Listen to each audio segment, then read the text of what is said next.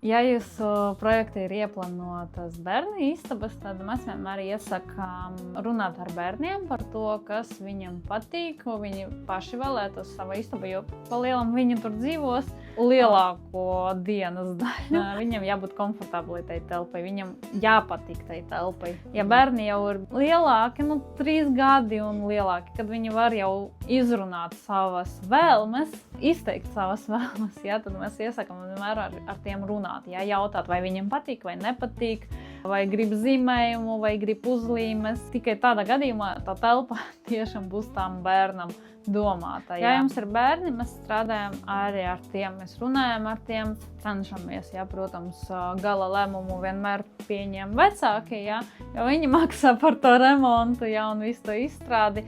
Bet mēs strikti iesākam ieklausīties tā, ko bērni prasa, ko viņi vēlas, kas viņiem patīk.